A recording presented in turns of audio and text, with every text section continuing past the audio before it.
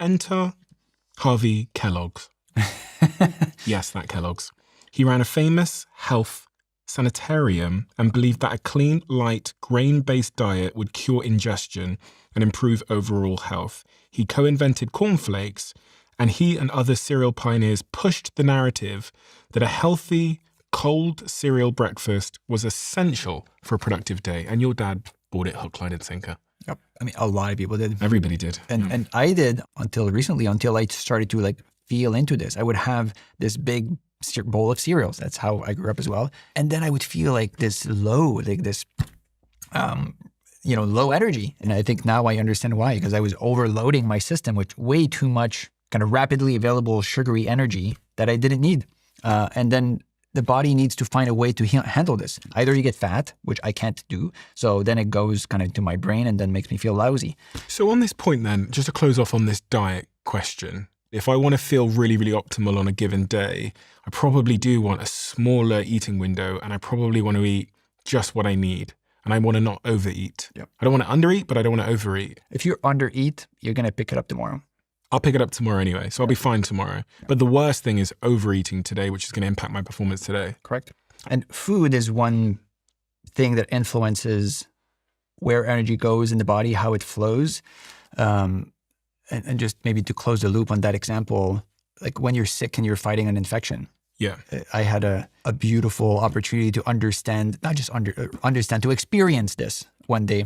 It was New Year's Eve, 31st in the evening, and I started to feel a little scratchy throat. I'm like, oh, I think I'm getting sick. So I go to, the evening dinner. I didn't cough or anything. I don't think I was contagious, but I just could feel, right? Something was coming up. I felt terrible. I had started to have full-blown flu symptoms, went home early at 9 p.m. And then I went to bed. It was a horrible night. I felt, I was in pain. And then I had massive fever. I took a warm bath to help my fever kind of, go up so that I could fight the high fever, stimulates your immune cells and weakens the virus. So it's usually a good thing. And then next day I was out and I was so depressed. And I was like, I should write about this. I'm writing a book on energy and energy constraints and the division, partitioning of energy in the body. I was like, I should write about this. This is so interesting. My immune system is in full-blown defense mode.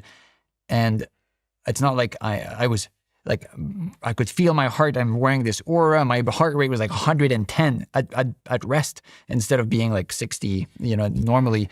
So there's all of this energy flowing through. It's wow, my metabolic rate objectively is higher. We know this is true from good studies on that. When you're fighting something, you burn more energy. Yet I'm feeling completely drained. Right? So it's not the amount of energy that's flowing through that I should feel more energetic. My immune system in that moment was draining all my energy, sucking away my energy from my mind, from my brain perhaps. And I remember thinking it wouldn't be a whole lot of energy if I just pulled my laptop, prop myself on the bed and then start to write what I'm experiencing in the moment, right? But I couldn't muster the strength. It's what the fuck? Why would I care?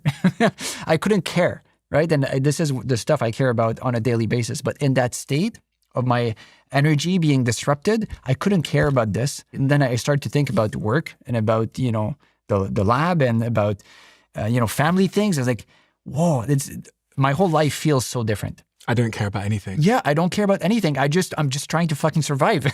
That's so interesting because I can relate so much. Yeah, I mean, everyone has been through a difficult, when you're really sick. Or when you're really stressed. Yeah. Or just anything that's all-consuming like that. Exactly. That's Maslow's pyramid, right? The top is squished and you're survival. And you're where did I go? Where's yeah, I remember that. Yeah. So I was still me, right? I was still Martin, but I felt completely different. The quality of my mind, the quality of my intention was completely different. I was just trying to survive. I didn't care about anything else. So that episode went on for 2 days or so. Day number 3, I was able to take my computer and start to feel again the purpose. But it was so interesting that just what it felt like when I was able to write about it and really feel into it. It felt like I was diffuse energy. The light, for example, right, is a form of energy. You can have a laser.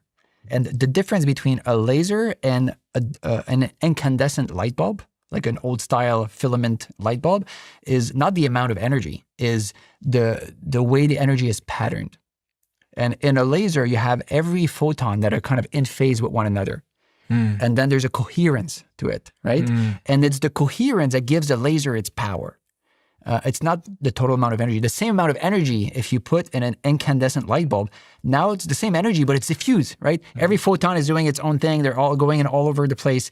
And then if you want to look at how far can these photons go, right? How far can my mind go caring about things?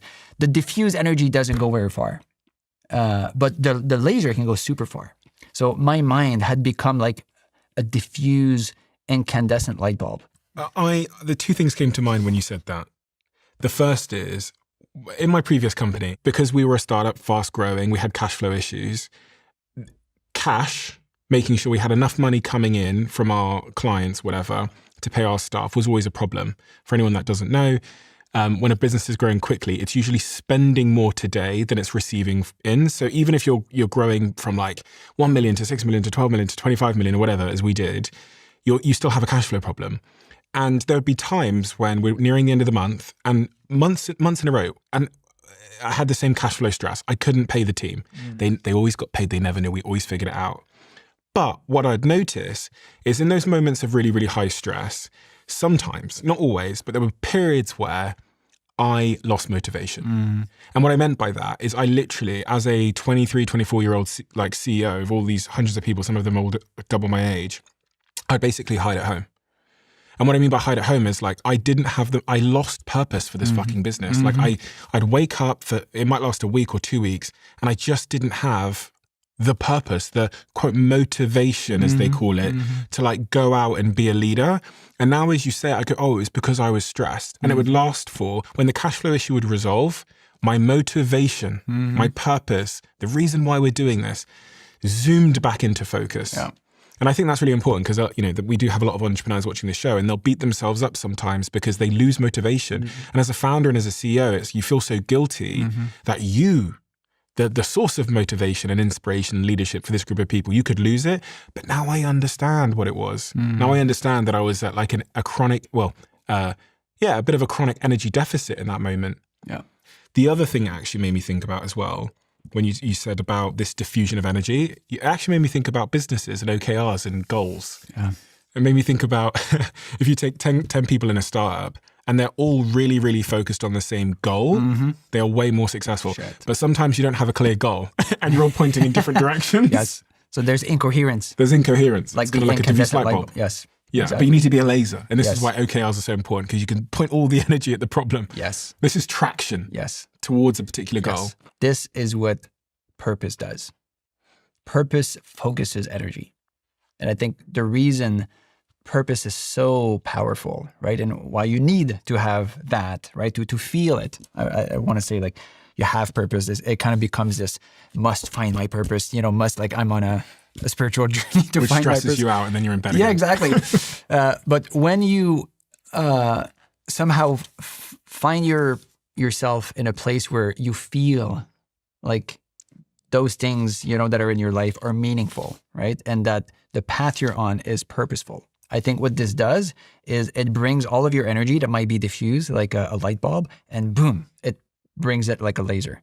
And then you can go that distance, right? You can go through that half day without eating. You can go through that month, right? Where it's like you have all of these meetings, and it doesn't feel as difficult as it would if you were going kind of all over the place. Focus, I think, brings our energy into a coherent state. And then it feels like coherence, right? It feels like I know what I'm doing this. Then it becomes very easy to say no to this and to say yes to just the right thing, because there's this coherence, not just energetic coherence that allows you to do more with less energy, but also this coherence of mind, right? And maybe of spirit, if we want to go there. I'm going to ask the team to play a clip. It's a clip of Kevin O'Leary talking about this idea of signal and noise. And he's referencing his experiences with Steve Jobs, who he used to work with, and also Elon Musk. Look how wildly successful he was. But here's why. There's a concept that he understood that very few people focused on back then in the early 90s of signal-to-noise ratio. What was so brilliant about Jobs that I tell every CEO now, and I don't care if you're an S&P 500 CEO or you're just starting a business, his vision of signal was the top 3 to 5 things you have to get done in the next 18 hours. Not your vision for the business next week or next month or next year, just the next 18 hours you're awake. You're going to get those 3 things or those 5 things done that you have deemed critical for your mission. They must get done today. Anything that stops you from doing that is the noise. So this signal-to-noise ratio to be successful for Steve Jobs was 80-20. 80 signal, 20 noise. And I knew that to be true with him because he would email me at 2:30 in the morning, expect me to get back to him, because back then we didn't have texts, it was all email. He was right. He was right. And the only other person that I've seen that has a higher ratio than that is Elon Musk. He has no noise. He does not deal with noise. He is 100% signal, 24 seconds, every cycle. I mean, the guy is just 60 seconds of every minute, 60 minutes of every hour. The 18 hours he's awake, it's all signal. And look what he's achieved. And so I can really sort of summarize this for my audience. Signal is the most urgent thing you should be focused on right now, and noise is basically everything else. No, the goals you set for that you were awake. If you're going to be awake 18 hours, yeah, and you've determined that there's 3 things you have to get done, you're going to get those done. No matter what it takes, you're going to get those done. And you're not going to let anything distract you from the 3 to 5 things. If you're a CEO and you achieve that, and you can get those done with 80% of your time based on that, you're extraordinarily successful. In that clip, he's basically saying that the most successful entrepreneurs in the world are remarkably good at focusing on the signal. He said that from his time working with Steve Jobs would be 80% signal, i.e. he wakes up in the morning and he knows exactly what we need to work on. And I watched these interviews with Johnny Ives. I'll actually also play the Johnny Ives interview because I send this around to everybody, so I'm going to play it, where Johnny Ives talks about how remarkably focused Steve Jobs was. This sounds really simplistic, but it still shocks me how few people actually practice this. And it's a struggle to practice. But is this issue of focus. Steve was the most remarkably focused person I've ever met in my life. And the thing with focus is it's not sort of like this thing you aspire to or you decide on Monday, you know what, I'm going to be focused. It is every minute, why are we talking about this? This is what we're working on. You can achieve so much when you truly focus.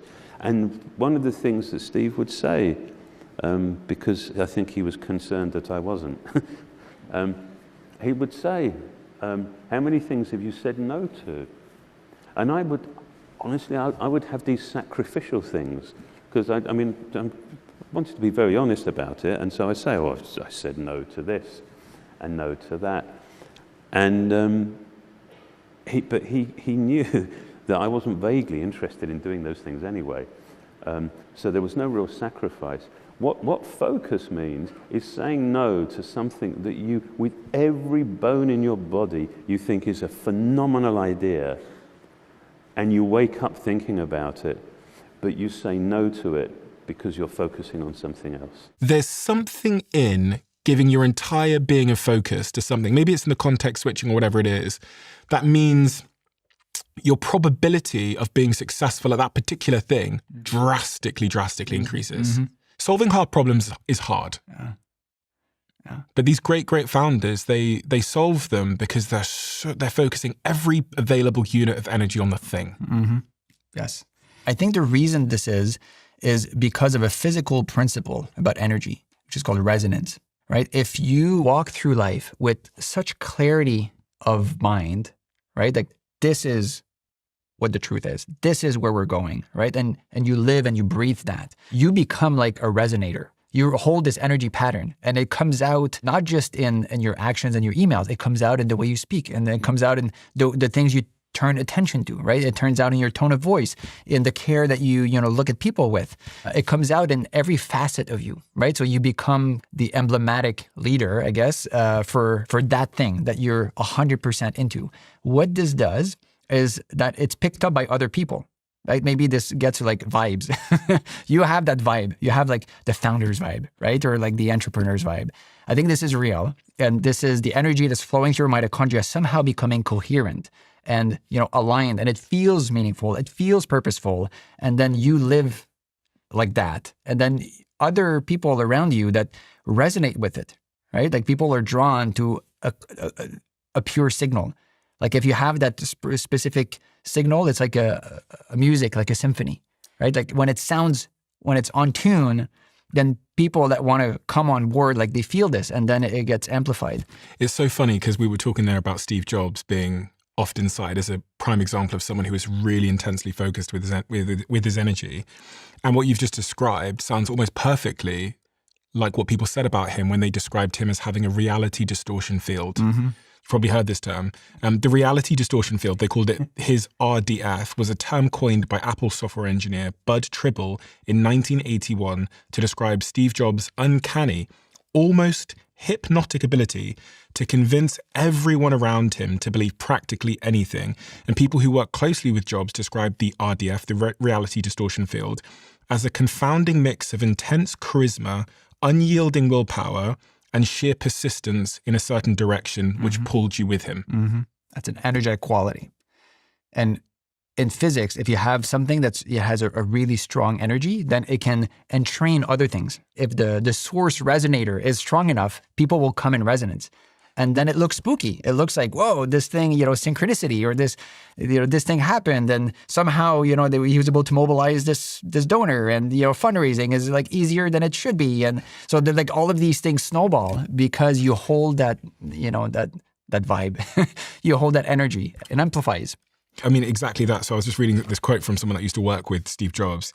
And he said that it would cause two things. It would be like he was casting spells on you, but he was also bending time in physics. They said Apple engineer Andy Hertzfeld recalled that if you told Steve Jobs a task would take 6 months, he would look you in the eye and say, "You can do it in 2 weeks." Because of the sheer force of his conviction, engineers would often actually end up doing it in 2 weeks, completely rewriting their own understanding of what was possible. And even Bill Gates famously remarked on Jobs' charisma, saying, "I was like a minor wizard because he was casting spells and I would see people mesmerized, so much so that I was so jealous." Gates noted that even when Jobs was lying or wrong, he had everybody completely hooked. Mm. What's clear to make something like this happen is you need to feel that there's something compelling. Like you need to feel something's important. And again, that's not a rational thing. Like you need to feel it in yourself. And then you need to kind of bring that energy into focus and bring attention to it, right? And then that's where ideas start to come. You build a structure around it to sustain that flow. You said at the start that we are the energy flowing through ourselves. And if I think about the fact that every barrier or obstacle we have in the world is actually other people. Like that is true. Like for me to become the president, prime minister, best salesperson, or best philanthropist, what I need to do if I am energy is convince other energy to change its shape. I think that's what amazing people do. They're able to, see something, hold that vision so strongly, and then mobilize others, right? And then new things become possible. I think that's what great leaders do. And I now approach, other human beings, and my son, like my 6-year-old son Noah. I see him as, yes, a little boy, and yes, a lot of energy, and yes, some challenges that come with this, but he's this beautiful little energy pattern, right? He's this energy flowing through this little child's body. But my role as a parent is to provide just around the right amount of resistance, right? The right amount of constraints. If I don't provide any constraint, I say, do whatever you want, have whatever you want, anytime, then like that's not good for development. Kids need to feel, some boundaries. And so those are like resistance, right? Little constraints. But if every minute, like me putting constraint, no, you can't do this, no, you can't do that, then it damages the system. It traumatizes the system. It's not going to grow in any direction. Yeah, exactly. So the art really of parenting, and I think the art of leadership is providing the right structure, right? So that the energy has some constraints. Like there's a challenge. There needs to be a challenge for the team to meet, right? Challenge is like a barrier. It's like a little resistor. Of course, there are challenges. It's difficult to get there. And if it's not difficult, then everyone's bored. If it's like, yeah, we're going to do the same thing as we did last year. And then next year we do the same thing. That's not the same kind of energy as we need to double this year. And then we need to double the year after. This kind of goal or challenge is a form of constraint, something you have to work through. I think that's why the human mind is naturally drawn to challenges. Like, what's the next challenge? If you love the Diary of a CEO brand and you watch this channel, please do me a huge favor. Become part of the 15% of the viewers on this channel that have hit the subscribe button. It helps us tremendously, and the bigger the channel gets, the bigger the guests.